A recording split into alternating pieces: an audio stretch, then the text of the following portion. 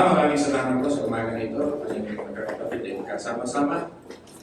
Salamat po sa panalangin ng aming Elder Amato. Ako rin ay nanalangin sa kanya. Habang buhay, malusog na katawan, matalas na kaisipan, ang aming pagkaloob sa kanya. At joy habang kami ay matagal po pagsasamahin sa aming ministry with our co-workers, Kuya Hill, our brother, Ryan, and maging sa po, Panginoon. Salamat po na kami ay pinagbubukod mo ng salita. Ang iglesia nito ay iyo, at ang mga patirang nito ay iyo. At patuloy niyo pong ipadawa sa kanila, Panginoon. Minamahal mo sila at patuloy mo sila, Panginoon. Bless your people. Your people. Maraming salamat. In Jesus' name. Amen. Sa kung muli, pagsasama-sama natin. Kung mababasa ninyo po, binanggit ni God na si Nebuchadnezzar ay servant niya. Gugulat kayo ang servant niya. Yung lingkong ito, tatalakay natin yung kanyang transformation. Alam niyo po, lahat naman ay servant bigat eh. Pagka gusto niyang pasunurin si Satanas, isang salita niya. Sa Book of Job, sumunod siya sa Diyos. Sabi niya, huwag mo lamang papatayin si Job. Sumusunod eh. Ang mga Diablo nga nananampalataya at nanginginig pa. Saan book yan? Book of James. Matalas nananampalataya at nanginginig. Ibig sabihin, pag pinag-aanan mo yung iyong katalinuhan at theological insight, everybody is God's servant. Yung sovereignty ni God ay talagang napakalawak, yung labis na kapangyarihan na kahit ng mga evil forces sumusunod. Kaya baka ma-misinterpret nyo itong Bible na yung masamang tao ito yung nag-captive sa Israel ng 70 years. Bakit servant ng tao sa akin? Diba?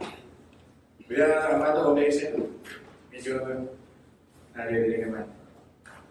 Kasi baka ako bumabalik yung example. Nakagano siya naman. Ano natin yun. Okay ba yun? Nakaintindihan niya? Kaya magpadala ng Diyos ng tulong na gagamitin ng tao eh. Niniwala kayo doon. May kwento nga ganito eh. Mag-ina, gutom na mamatay na. Lumang kwento na. Nasa isang probinsya. Sabi nila, Panginoon, mamatay kami. Talaga wala namin pagkain. Wala ka sa boses niya doon sa may bintana natin. Wala namin pagkain. Mamatay kami. Padala niyo kami ng pagkain. Nanalangin siya. May mga dumang mga lalaki. Sabi niya, tukuhin natin. Construct tayo. Hagisan natin ang pandesal. Hindi kwento. Hagisan nila ng pandesal. Lahat ng dala na yung biniling pandesal. Inihagi sa bintana. Sure. Tapos lumayagi sa bintana yung mga pandesal. O tinapay. Sabi niya, kung sumigaw yung babae ng malakas, Panginoon, salamat ko. Talagang sumasagot kayo sa parang namin. Yung mga lalaki, tawa na. Tawa na sila ng malakas. Hindi yan sa Diyos mo galing yan. Hindi yan sa Diyos. Yan yung galing sa amin. Sabi nung mga lalaking nag-frank. Alam mo yung frank? Yung nagbiro. Tapos nalalaki ulit yung babae. Sabi niya, Panginoon, salamat ko. Nakain po mga demonyo, ginagamit niyo. Okay, yung point. Ganito yung point ng sinabukat ni San. Huwag tayo magagalit ng gobyerno natin ay talagang magagalit-galit. Paparusahan ng mga Pilipino. Pinadala ng Diyos yun. To punish the nation, to judge the nation, He will allow politician na hindi karapat-dapat para makupo. Kung pag-uusapan natin sovereignty ni God. Kasi talaga naman ang mga Pilipino ay idolaters eh. January pa lang sasalubungin na natin ang taon magtatapak na naman ng maraming Pilipino at magbibiboto sa kaawin. December pa lang kasi celebrate lang tungkol sa Maria. Ang bawat paning ng bansa natin ay may mga piyesta. May mga piyesta tayo, idol worship. Tapos nagtataka tayo sa Diyos, bakit tayo pinagurusahan ng Diyos? Sabi ni John Calvin, if God want to punish a nation, He will choose a wicked leader. Ang ating gobyerno ay talagang sindikato, sasabihin ko sa inyo, ang maraming papamataanan ng taxation. Nauubos ang ating kaperahan sa ating bansa. Huling-huli na ang ating bansa. Wala tayong mga magagandang mga transportation. Iwan tayo ng Hong Kong, makakalayo natin sa Vietnam. Malayo na tayo sa Indonesia, sa mga larangan ng farming, Vietnam. Talagang huling-huli na tayo. Kaya dapat ito pagdasal natin ang gusto, habang awa ng Diyos.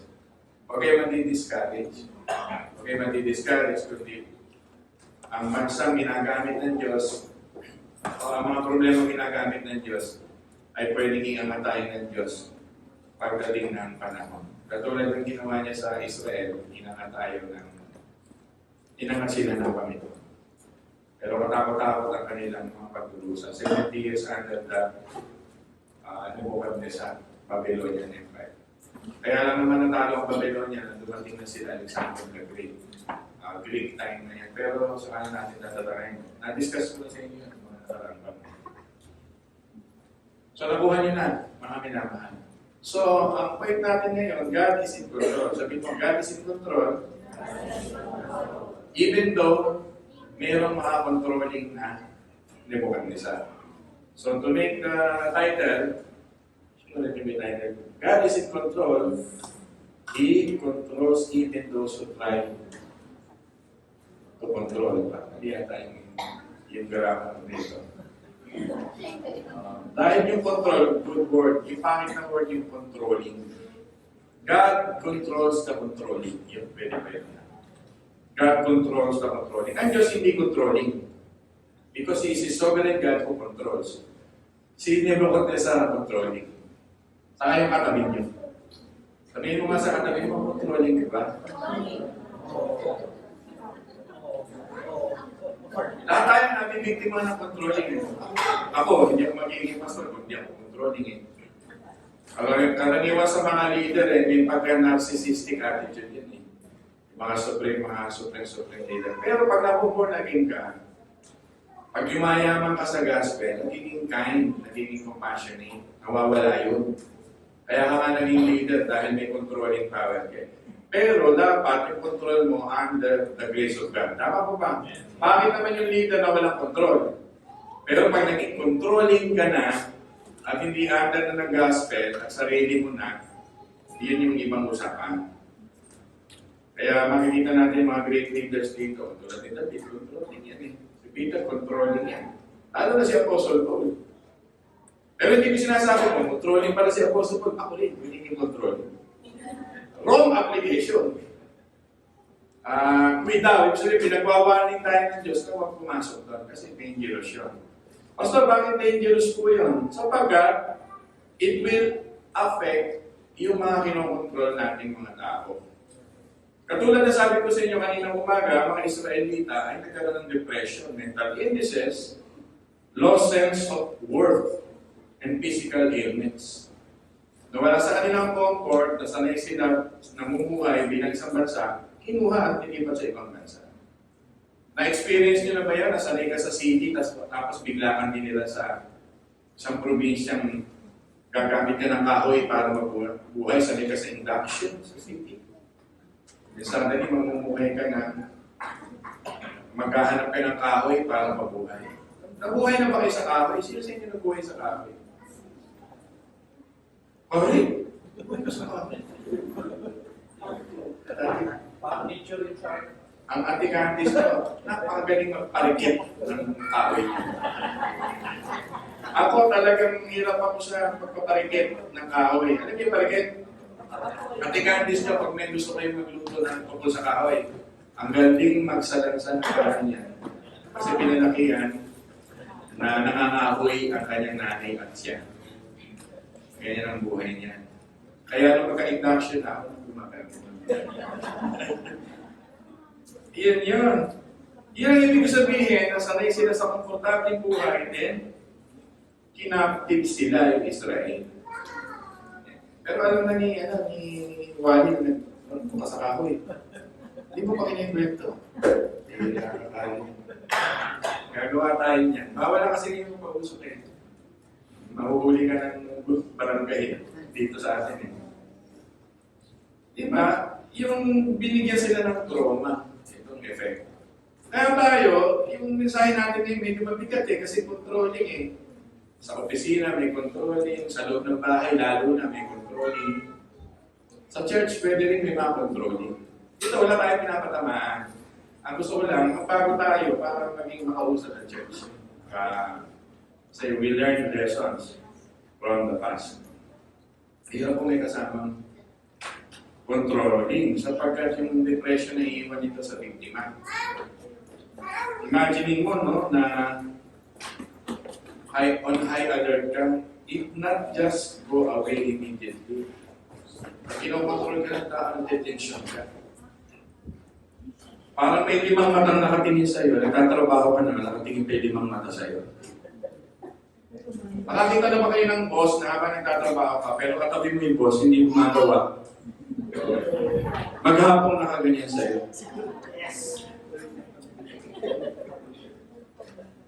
Nagtitingin na yung mga mag-asawa, siguro may mga controlling partner. Hirap magtrabaho na habang namamlansya ka, yung magaling mamlansya, aking sa'yo magamit. Binabantayan yung ginagawa. Ang hirap kong magtrabaho, na tinatrabaho mo yun, nagtatrabaho na yung iba. Hindi ko ganun ang Panginoon. Ang Panginoon nagbibigay ng kalayaan, learning experiences sa pagkakamali. At higit sa lahat, ang Diyos nagbibigay ng kapahingahan, rest. May mga boss ngayon sa trabaho, hindi nagbibigay ng pahinga sa kanilang mga trabahador. Basta pumasok ka na alas 5, pumasok ka na alas 8, uwi ka na alas 5. Ang trabaho niyan, bantayan ng bantayan. Yung tatrabaho. Marami akong ini-interview ng mga taga-linis sa mga mall. Kasi naabutan ko yan isa ng kape, drink, coffee ko, bla bla bla, bumibili tayo ng ganyan. Minsan dadating sa akin, sabi niya, Pastor, konting kwentuhan tayo kasi nakasisintindi ako. Yung ang nagbabantay sa akin ay yung pinaka-supervisor ko naglilinis kami. Hindi rin pala sila nakapahinga. Mayat-maya rin pala umiikot yung tayo mga Kristiyano, tinuturuan naman na pag magtatrabaho sa Diyos, gawin mo, may makakita o wala, gawin mo sa kaluwalhatian ng Diyos. Pagka kayo magiging boss, tandaan ninyo, ang isang toxic trait ng isang boss, lalo na sa trabaho, ay hindi mo bigyan ng kalayaan yung trabahador mo. At lagi mong minomonitor from 8 a.m. to 5 p.m. Hindi mo magandang ugali, toxic po. Pangit yun. Diba? Kawawa. Imagine mo kung ma-apply mo ito sa loob ng bahay. Diba sa iyong asawa, sa iyong anak. Kung gusto na nung anak mo manood ng Netflix naman, hindi ko man inaawat. Hindi mo panood. Kasi halos 5 oras mo na pinag-aaral. Alam mo mga hapon, yung walang assignment, ang simula hanggang 8 to 12 years old. Yung mga elementary, hindi nila bibigyan ng assignment. Pag umuwi na sa bahay, walang mga homework. Pero sa atin talagang tiring.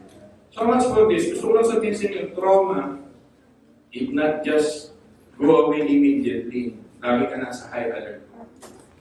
Diba? Parang laging naka-camera, nakatingin sa'yo lagi sa camera. Hindi mapapanatagan doon. Hirap magtrabaho ng gano'n. Ayoko magtrabaho at maglingkod na gano'n ang pakiramdam. Yung lagi kang monitor, may mga mata sa maan mo, parang hindi mo na ginagawa sa kaluwalhatian. Tayo naman ang magsusulit sa Diyos kung hindi tayo magtatrabaho ng tama. Sa Diyos tayo mananagot. Pero gusto ko lang sabihin, ikaw mismo na controlling, may stress ka. Nakakasakit ka pag ikaw ay controlling. People, nabilisin. Medyo iwas-iwas na tayo sa ganito, sa mga anak. Lusog na mga anak, may makadiskarte. O kontrolin mo. Diba? Ako, pinagmamas na may sapatos ni Gabi kanina, may 90. Converse. Eh kung naipit ang magulang niya, ano ka? Kayahin mo si pastor. Kailangan nakasunod ka ng church tayo. Eh, hindi mga ganun controlling ng parents. Controlling ka ba parents? Kailangan susunod mo, ang supply mo, kailangan ganito. Kailangan sapatos mo makita. Alam niyo naman ang decency and modesty. Ang lagi kasi katuwiran ng controlling, we know all the way. Alam namin ang lahat ng tama, alam namin ang lahat ng makakabuti. Ibig sabihin, hindi tayo Diyos. God is teaching us to learn many things in life in our mistakes. Kaya pagka-controlling ka na, hindi na matututo yung mga tao. Yan po. Alisin po natin yan sa ating mga pag-uugali. Hindi po yun malusog kahit sa psychology, hindi yun malusog. Hindi magiging beneficial yun sa trabaho. Sabi mo rin nga, si mga dati mong nakasama ko sa dati, hindi na yung mga bata pa sila. Pagka ako ngayon, tao ba eh? O, di ba? Kasi mga bata pa sila mga working as a manager na siguro, mga 40s lang. Eh ngayon, paparetire na. They are so kind, compassionate, loving, at naiintindihan ng lahat ng tao. May diplomacy kung makipag-uusap, hindi yung, ano naman ang ginawa mo? Pag-i-report ka nito, mag-memo ka sa akin. Wala na pagbata-bata. Eh, sino napagod doon? Di siya rin. Eh, ang effectivity, sabi sa aking pag-aaral, ay pag mayroong freedom sa isang trabaho, may malawak na trabaho. Pagka medyo may mali, talk to them in private. Kasi minsan tayo, napapabayaan natin mga anak natin, mga asawa natin. Wala tayong pinipigil na lugar, pinipili pag tayo ay pinipigil. Nagpa-practical na ako sapagkat ito nga ang naging bunga sa Israelite. As I said, nagkaroon ang mga Israelita na ganitong sitwasyon. They are not crazy. They are abused and controlled with an overwhelming emotion because of captivity. Their brain is on high alert. Diba? High alert ang utak nila. Control. Babylonian Empire. Napakahirap. Napakahirap. Kaya mga minamahal, huwag kayo mag-create ng environment na ganito. We are a church, living in grace. Pagka lagi na lang ganito, tayo rin ito, di na natatapos ito. Under the Neo-Babylonian Empire, makikita natin talagang napaka-tindi ni Nebuchadnezzar. He conquered Judah. He destroyed the home of Israel. Specifically, he destroyed Jerusalem. At yung panahon ni Zedekiah ay pinatay ni Nebuchadnezzar kanyang mga anak sa harapan niya. Para mabigat. Yung panahon ito, contemporary niya si Daniel. Kaya si Daniel ay makikita natin, inilarawan din si Nebuchadnezzar. Kasi kasama siya sa exile. Contemporary siya ni Jeremiah, ni Habakkuk. Magkaka-time na, hindi ko pag nabasa niyo yung Bible, parang separated sila ng mahabang panahon. Minsan magkakasama sila sa isang timeline. Kaya yun yung sabi ng contemporary. Under Neo-Babylonian Empire. Yan po. Napakagaling ni Nebuchadnezzar bilang isang controller ng army. Sapagkat ang army niya ang isa sa pinakamalakas na army sa buong mundo. Sinira nila ang Egypt, ang Assyria, at ang ibang panig pang mga bansa. One of the greatest empires during the Iraqi time. Iraq po kasi bilang niya Iraq. Wala na Iraq ngayon, di ba? Bumaksak na. Yung panahon ng Iraq sa ancient time, ang tawag sa kanila Babylon. Yan po yun. Very powerful.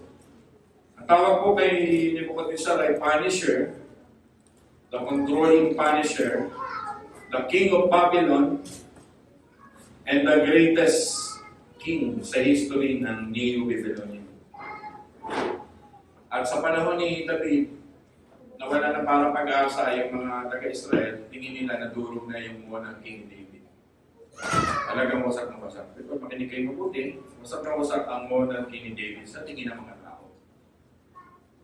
Pero siyempre, sa tingin ng Diyos yun, prophecy yun, Hubert yan sa panahon ni Jesus.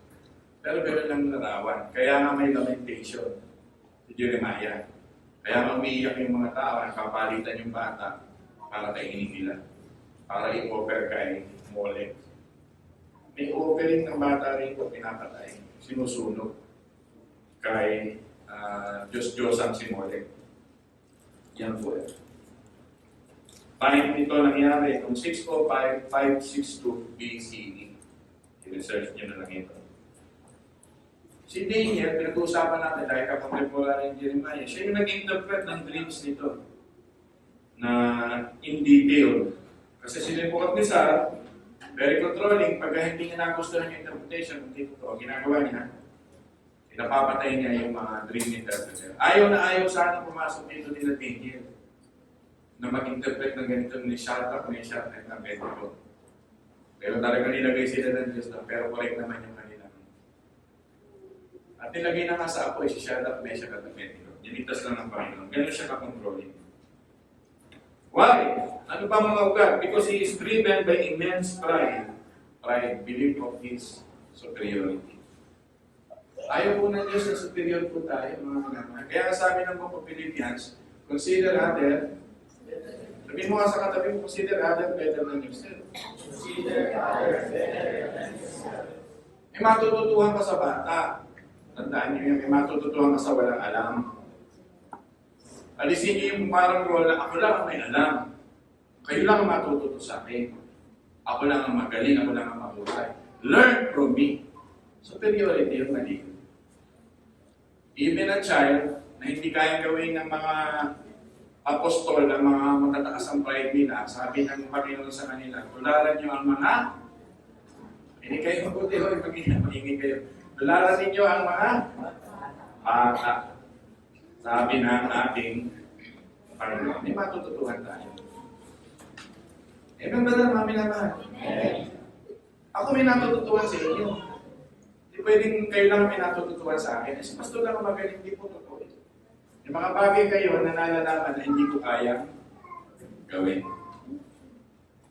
Yung mga bagay na subukan nyo akong dalhin sa banking ni Candice. Siguro, 1 hour, 2 hours magre-resign ako. Hindi ko alam yun eh. At my wife is working for 30 years na. Ito kasi alam niya yun. Subukan niya naman pakialaman yung ginagawa ko sa kusina. Wala siyang alam doon. Ibig ko sabihin, huwag niya akong tutuluan doon, lalo na kung wala siyang alam doon. Yung mga hiwa, yung gaano ka-brown, yung ganito. Hirap na hirap siyang i-confide sa utak na yun. Ako sabi ko, kaya ko yan. Kasi kaya ko yan. Kumikit ka, kaya ko yan. Hindi, baka kasi ganito, huwag niya kontrolin. Naiintindihan niyo yung kwento. Kaya kasi tayo minsan, pagka-controlling tayo, hindi, tarating na sila. Puntahan na. Eh, pagka-expert niya isang tao doon, alam niya na yun. Nebuchadnezzar is very demanding, ano? Sabi niya, worship the golden idol. 90 foot golden pinagawa niya. Sige mo, 90 foot. Ano? Siyam na basketball court na napakataas na golden statue. Para sabihin ng buong tao. Alam niyo yung istorya na ito is naman yung Daniel chapter 6. Pinapon si, di ba yung mga ganyan dahil sa mga ganyan mga storya. Ay yung si Shadrach, may Meshach, Abednego. Ganyan yun ang pinakakwento nun. Sinunog dahil hindi sumamba. Ganun ang istorya nito. Nebuchadnezzar very demanding. Ganyan naman controlling na tao, demanding yan. Pag may pinagawa yan, gawin mo. Hindi ko pa alam yung effect nito. Pwede mo pagsisihan yung pag-demanding ka eh. Lord, naging demanding ako, sorry ko, humingi ako ng tawad sa iyo. Pwede, yung effect ng dinamage mo yung tao. Yun ang mabigat doon. Yung hindi nakakatulog yung tao, tensyonado dahil ang mata mo, 5. Pangit na ugali. Pagpapakita yun ng disorder, anxiety disorder. Hindi ka na nananangin lumuluhod. Habang nakapikit ka sa kwarto, nababago ang mundo. Dahil nananangin at inaasa mo sa Diyos. Kaya sabi ng Panginoon, isara mo ang iyong kwarto. Pag isinara mo yung kwarto, bahala siya sa nagaganap sa nakapaligid sa iyo. Hindi mo kontrolado. Ibig sabihin, gusto ng Panginoon na maging man and woman of faith tayo. Hindi man on women of control. Makukontrol mo pa ba pag tinext mo yung anak mo pag wala sa piling mo? Makukontrol mo pa ba sila? Mabubunggo pa yan eh. Where is your will? Nasaan ka na ngayon? Picturean mo. Mamaya, sa kakapicture niya, nahulog pa siya sa ibon na sa Maynila.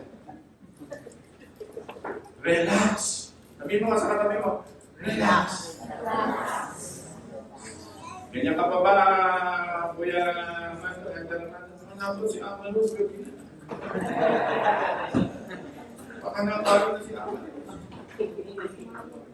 Noong araw, may ganyan ako sa mga anak ko. Nung lumaki na, kaya ako, sabi ko, Lord, correct my heart.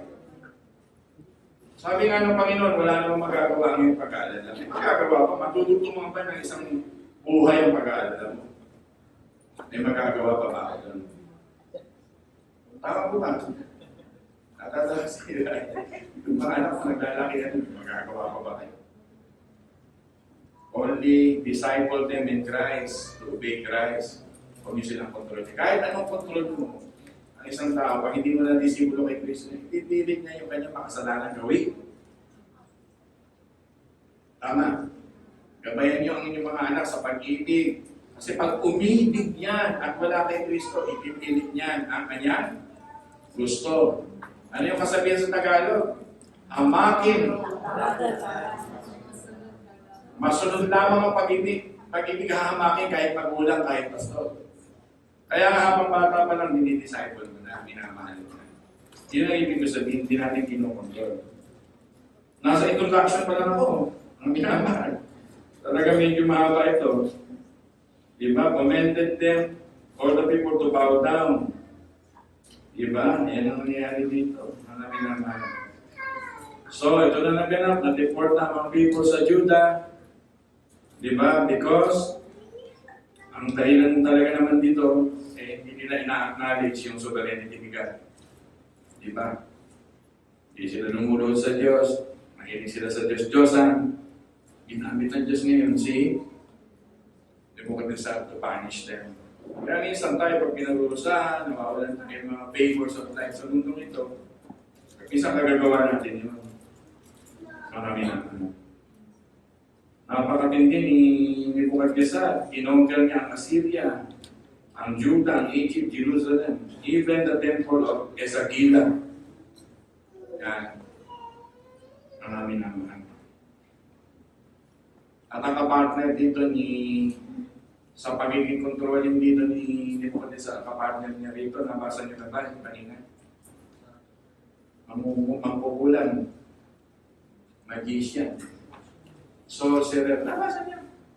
Kinuha niya lahat ang mga, sa Babylonian po na uso yun, yung binabasa, yung kapalaran ng tao sa pamagitan ng katay ng isang hayop, yung bitukan ng hayop.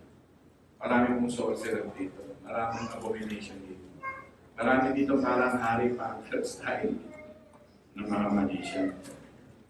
Daniel chapter 2 verse 2. Parang ganyan yan. Magician, enchanter, sorcerer, astrologer, working for Nebuchadnezzar. Si Daniel ang nag-confirm yan at si Jeremiah. Yan ako. Meron siyang impulse control. Pag tumating impulse to control, mag-control. Gigigil pa. Pagka kayo pa ng control, nagigigil pa kayo. Nagigigil pa ba kayo? Hindi ganyan, hindi ganyan. Control po yun. Nanginginig ka na pag hindi mo nasusunod ang gusto mo. Ang lalaki yun. So ito na ako, ito yung mga point ko. Ano ba yung sabihin ng controlling? Bakit sila na-control? Meron ako nilagay tatlo rito. Isolation, imposition, and because of self-glorification. Isolation, imposition, and self-glorification. Isolation. Ang part ng pag-control ni Nebuchadnezzar o ng kaaway natin ay i-isolate ka from your friends, from your loved ones, from your country. To make you dependent on Him. Sinasabi ni Nebuchadnezzar, i-isolate ko kayo para dependent kayo sa akin. Ang mga taong controlling, ito po ang kanilang ino-offer. Be dependent on me. Gusto mo ba yung gano'n? Hindi po, lagi listening. Be dependent on me. Kasi bakit be dependent on me? Kasi alam ko ang lahat ng bagay. Maalam. Nuno ng katalinuhan. Alam ang lahat ng bagay. Mabigat po yan. Mga minamahal, ang church po ay body of Christ. Pigilan po natin mag-control ng lahat ng tao, body of Christ ito. Minsan pa nga, sabi ng Apostle Paul sa Corinthians chapter 12, yung maliliit, minsan sila pa nga magamit-gamit. Yung mga platong minsan nabili nyo lang sa 50 plus ang halaga niyan sa Divisoria, mas gamit na gamit kaysa doon sa platong 8,000 ang isa. Na laging naka-display, nakatago. Mas nagagamit pa yung Nescafing pinaglumaan. Kaysa doon sa basong binili mo na galing kay Queen Elizabeth, nakago lang yun. So, meaning to say, yung ordinaryong tao, mas kagamit-gamit pa sa loob ng Diyos. Kaya Apostle Paul lang nagsabi ito. Kaya ako hindi pwede magmalaki bilang pastor. Ako pinakamagaling akong pastor. Hindi pwede. Hindi mali yun. Kasi ang economy ni God, those who think first will be the last. Kung nais mong maging dakila ka, mahuli ka at maglingkod ka. Pagka ganyan na mentality mo sa church, na hindi ka na magpapapansin, hindi ka na kukuha ng validation, hindi ka na yung parang bida-bida, hindi ka na yung Jollibee. You are on the right track. Hanggat maire-release mo yung damdamin ng maitatago yung sarili. Di ba kaya mo nagpupuri mga kapartner ko sa church? Elder Amado, Deacon Hill, Elder Bong na mataas na ang pinag-aralan. Pero they listen carefully, mapababa ang loob. Hindi nagmamalaki, hindi nagyayabang. Di ba? Eh si Ryan, sisimula na rin ang gawa. Eh, hindi naman yun mayabang. Mayabang ka ba, Ryan? Mayaman lang.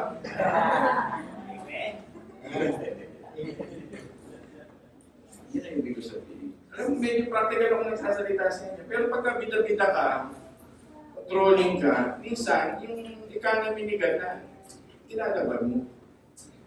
Kaya nagbuhugas ka lang ng plato, naglilinis ka lang yan, minsan parang simple na ginagawa. Hindi totoo. Sa spiritual world, napakataas mo. Minsan nga ako may panalangin ganito, Lord, ako po ang pastor, lagi akong maharap sa pero alam ko po, ang laki na accountability ko sa inyo. Kung hindi ko gagawin ito na para sa inyo. Alisin niyo po yung pagkabita-bita ng aking puso.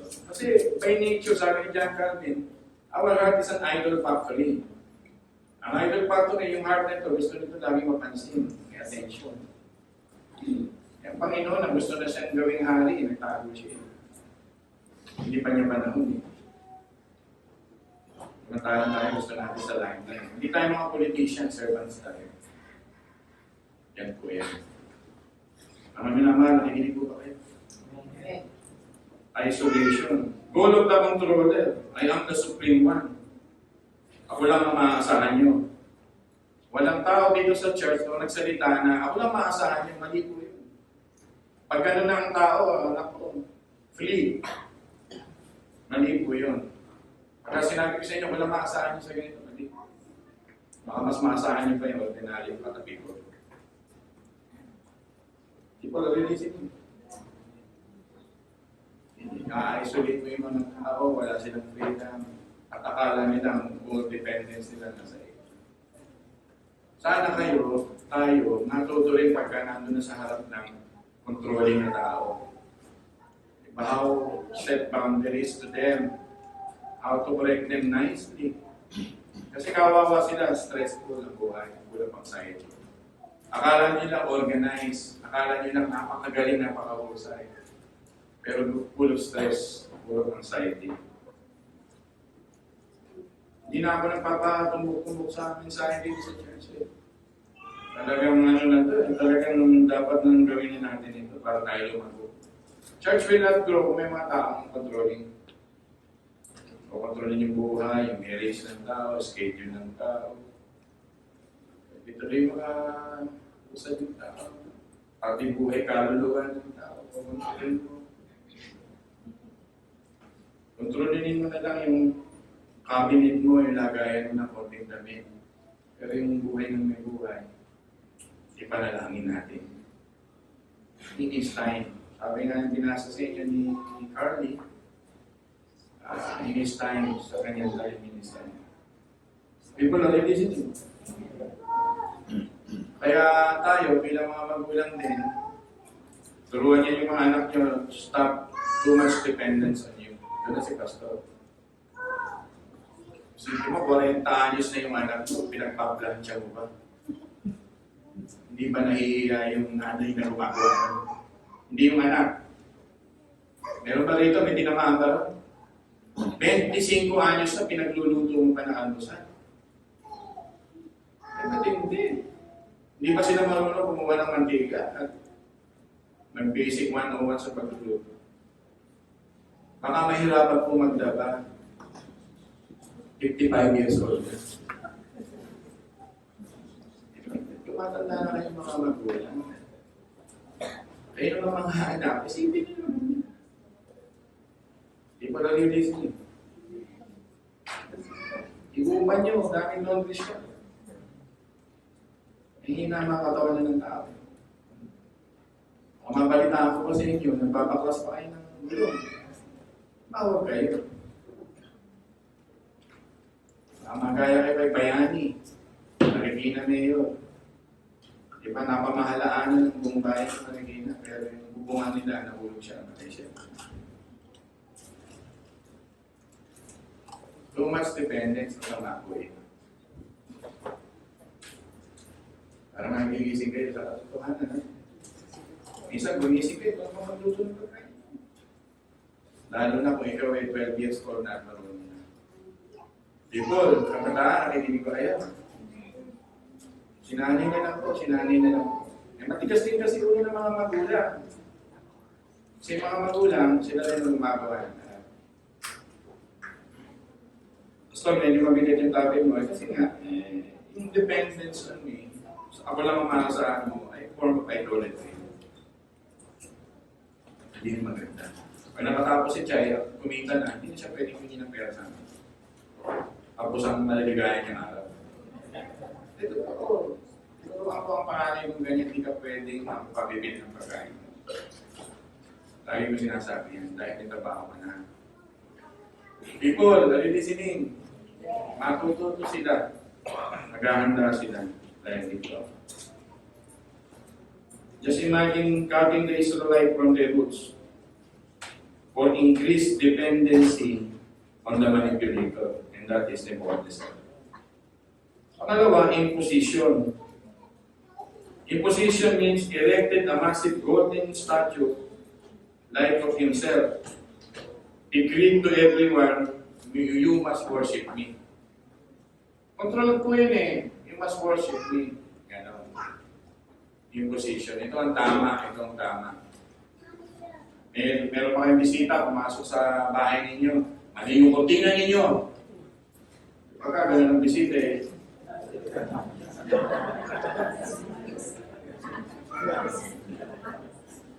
Pumasok sa bahay ninyo. Mali ang ayos mga kandero mo.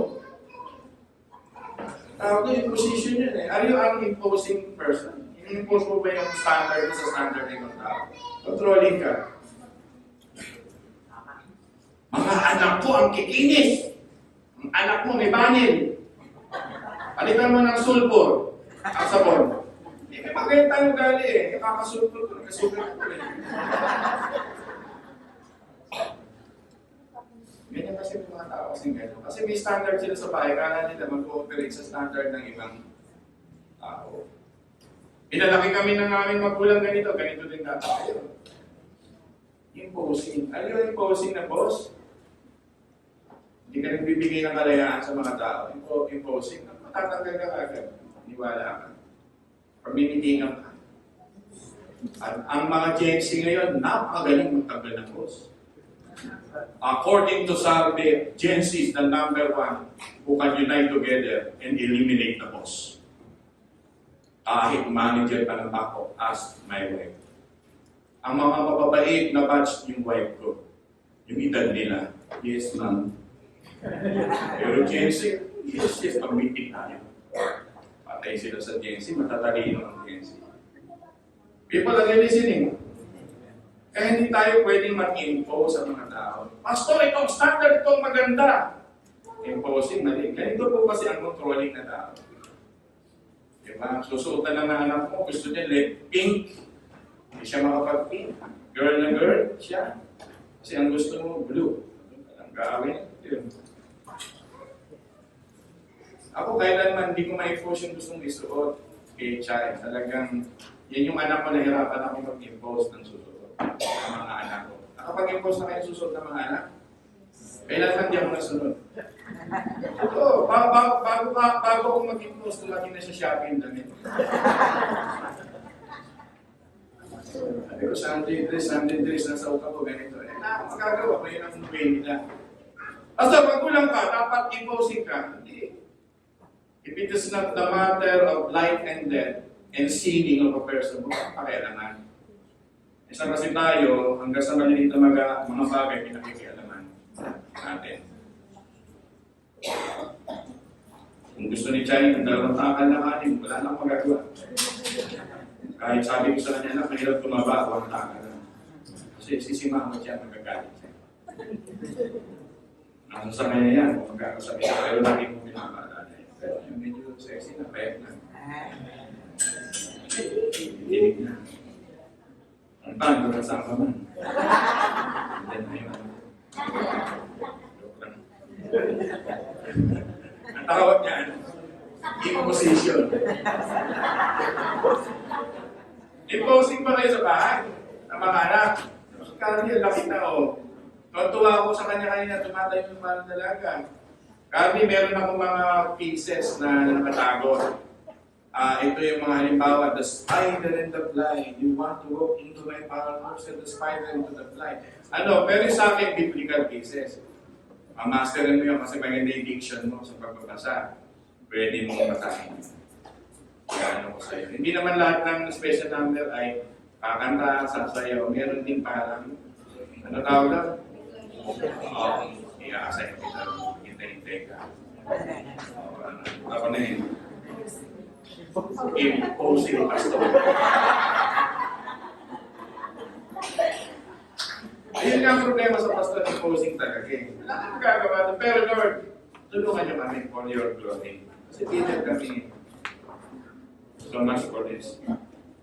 O ngayon pa, sinusuko na natin yung imposing natin sa ating mga anak. Ikinig po ba kayo? Kung gusto ng anak mo ay ako, hindi may impose nila.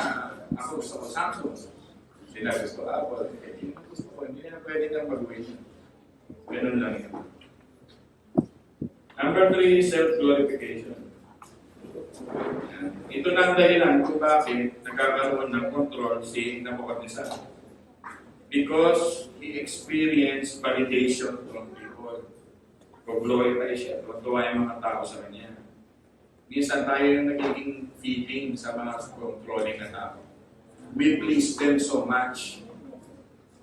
Minsan pwede ka na mag-no dahil pagod na pagod ka, hindi ka makano sa kanila dahil you want to please them. People, are you listening? Gusto mo na mag-rest, gusto mo na matulog, hindi ka makatulog dahil you want to please the self-controlling people, the controlling people.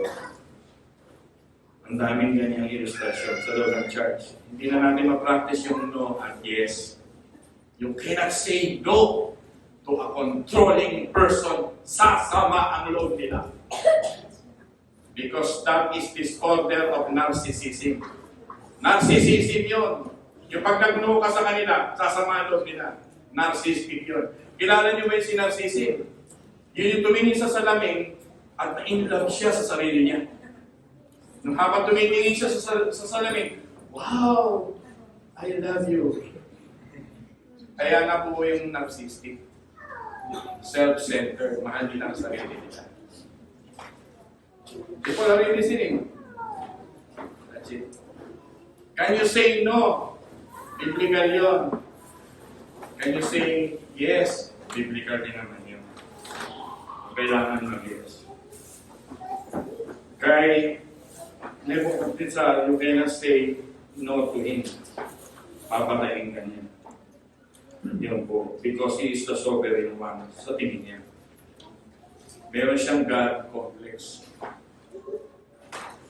may God complex. Kahit ako, medyo imposing na, say no pagka medyo kayo may gagawin ng importante. Hindi ko naman kayo binipilit sa church eh. Yung gusto mong kumanta, gusto mong sayo, yung ayaw na, pwede naman. Hindi naman ako imposing eh. Basta mahalaga, huwag lang maging God complex.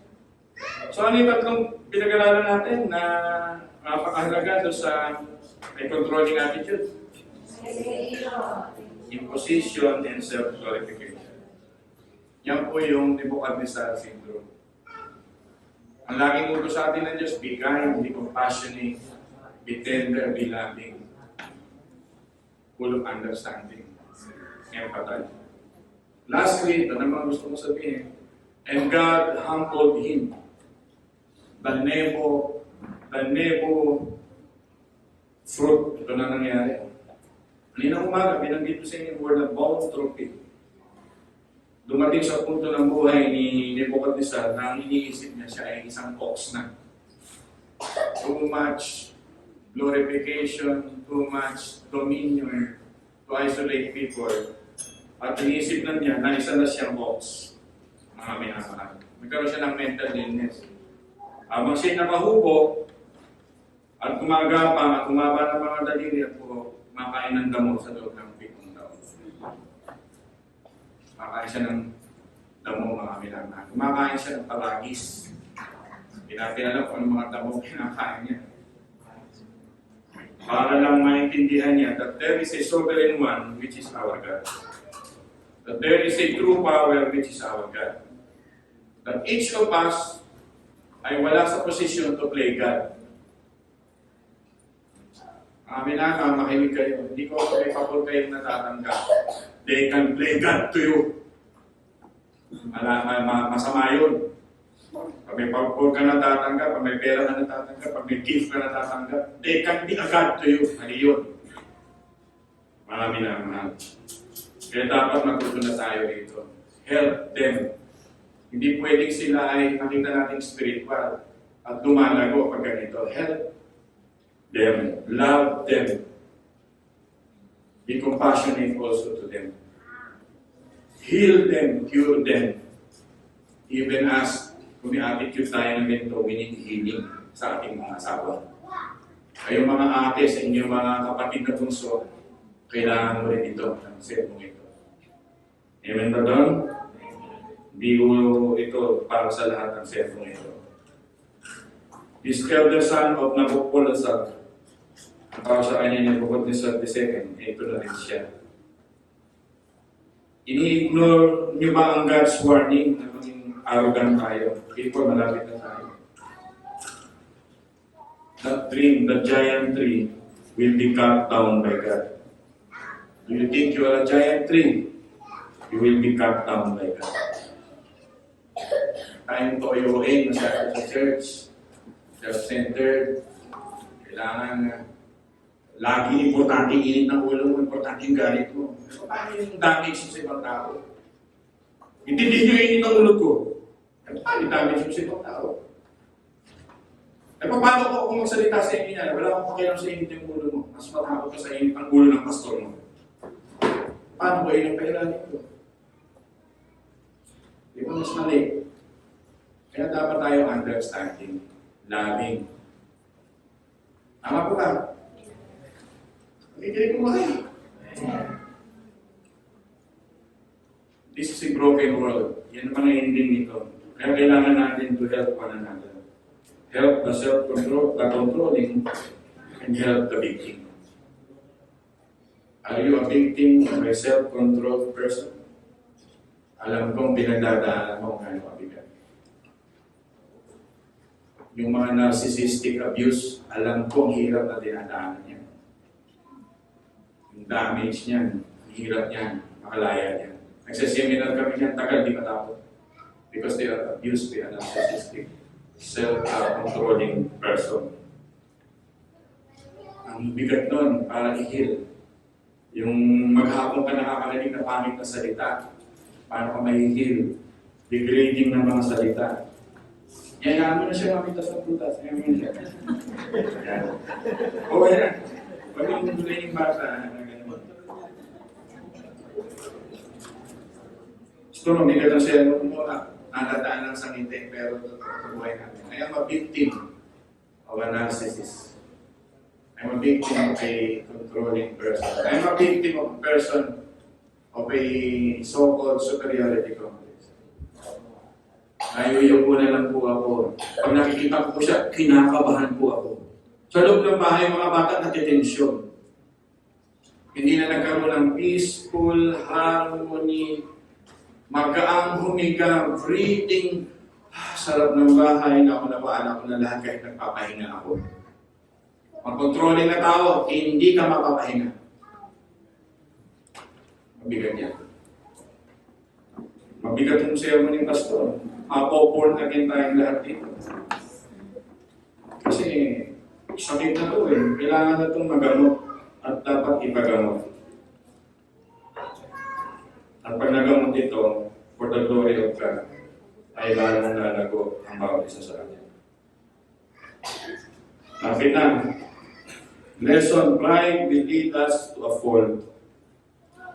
Diba? Ipare-recognize sa iyo ng Diyos kung sino talaga ang Diyos. Mga minamahal. Yun ang mabigat. At dito tayo mag-i-end. Ano bang sabi sa Proverbs 16 verse 5 at Proverbs 11 verse 2. Kung may mga Bible po kasi kayo, hinihilingan po si Ate Nay, pakibasa dyan sa pulpit ko. At dyan na tayo mag-ending. Proverbs 11 verse 2. Ate Rose, Ata, pakibasa yung Proverbs 16 verse 5. At nananalangin na tayo. Dadako na tayo sa communion. Sige po, pakibasa po. Kung may mga Biblia kayo, Proverbs 11 verse 2. And Proverbs 16 verse 5. Proverbs 11 verse 2. Kahihiyan ang laging dulot ng kapalaluan, ngunit ang papakumbabay ng bunga ng kalunungan. Okay, ulit-ulit. Ate-ate. Kahihiyan ang laging dulot ng kapalaluan, ngunit pagpapakumbabay ng bunga ng kalunungan. Proverbs 11 verse 2. Pero, ibasa ng Proverbs 16 verse 5. Proverbs chapter 16 verse 5. Everyone who is proud in heart is an abomination to the Lord. Assuredly, he will not be punished. Okay, ulit-ulit. Ate Rose, anong beses? Everyone who is proud in heart is an abomination to the Lord. Assuredly, he will not be punished. Tayo po ay manalangin. Next week, the transformation of Nebuchadnezzar. Still, the grace of God is the supreme expression of His love. Kaya huwag po kayong mawawala. Samahin nyo nagmamahal sa fellowship at pagtitipon. Samahan kayo ng Panginoon. Panginoon, maraming salamat po na nakita namin ang downfall ng pride sa mundong ito. Kailanman hindi namin nakitang nanatili magpakailanman ang pride. Always ang dulo ay downfall. Kaya tulungan mo kami, Panginoon, na huwag mamuhay sa ganito sa aming kapwa. Only control us by the Holy Spirit. Only control us by your words.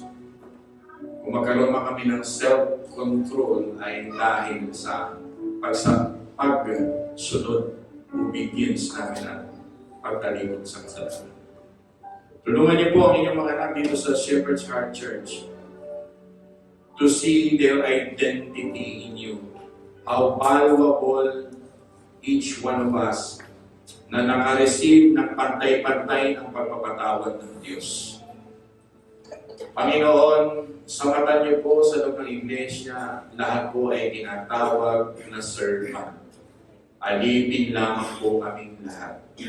Patawarin niyo kami, Panginoon, kung umaas na kami that we know the omnipotence of everything. We are omnipotent in everything. We know everything in life. Panginoon, patawarin niyo kami. Help us to wait patiently to our brothers and sisters. We are not tolerating and condoning people, but we are practicing grace upon grace, compassion upon compassion, mercy upon mercy. Tulungan niyo kami, Panginoon, na ang huhubog sa amin ay salita mo lamang, sola scriptura. Ang huhubog sa amin ay ang banal na Espiritu lamang, Panginoon, wala na iba. Patawad po kung minsan nadadala namin sa loob ng simbahan ang secularism principle, ang politics principle, ang tinatawag na validation of the world principle. In your eyes, again, O God, always remind us we are all servants of the Lord. Patawad po, Panginoon, sa superiority complex. Patawad po, Panginoon, na lagi namin dinidiktahan ang aming mga kapatiran. Patawad po, Panginoon, na labis-labis ang aming pangingialam, panghihimasok ng aming minsan sa kaluluwa at mga desisyon ng mga tao. Forgive us. Clean our church, Panginoon. Kung tumalaw ang ganitong kasalanan sa aming simbahan, nagpapalinis kami. Forgive us for feeding all the controlling person the things that they want. Kung ano ang maibigan at gusto nila, ay i-feed namin sa kanila. Kami rin ay humihingi ng kapatawaran sa ganito. Sa lahat po na naging biktima, gamitin namin ang salita nito. Sa lahat po ng na-damage ng ganitong mga karanasan dito sa tinatawag na mga kumpanya, trabaho.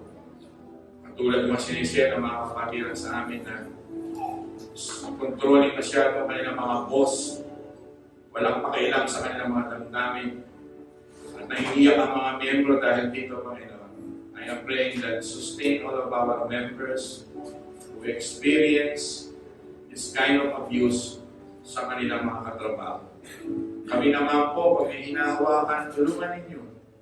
Kung kami ay boss, kung kami, Panginoon, ay leader ng isang kumpanya, supervisor, o kami man ay isang pinagtiwalaan mo na may mga tao, protect us. Tulungan niyo mga kapatid ko naghahanap buhay lamang. Bigyan niyo sila ng puso ng Panginoong Jesucristo, mababa at puno ng kapangyarihan. Tulungan niyo kami laging ma-realize that all things under this planet ay nandun pa rin sa tinatawag na ikaw ang nagpapatakbo ng aming buhay. Alisin mo ang pagkatakot ng pagtingin namin na ang Diyos namin ay ang mga taong katulad nito may mga godly o God complex. Forgive us. Nawa makita namin na ang dapat lamang katakutan ay ikaw. Ikaw na nagpapadala ng kaluluwa sa kapahamaan at kayang magdala sa tinatawag na apoy ng kabighatian. Tulungan mo kami sa iyo matakot, Panginoon.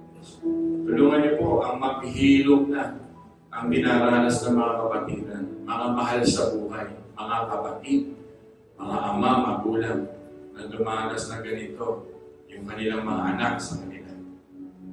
Paghilumin niyo po, Panginoon. Nasa kalagitnaan lang kami ng pagpapractice na tinatawag na makita namin, Panginoon Jesus, that even sa aming pagiging worse, depravity of human soul, ganito pala, kadumi talaga ang kaluluwa namin, ay makita pa rin namin ang grace upon grace, lalo na sa church, lalo na ngayon sa communion namin, Panginoon, that you can regain our strength once again.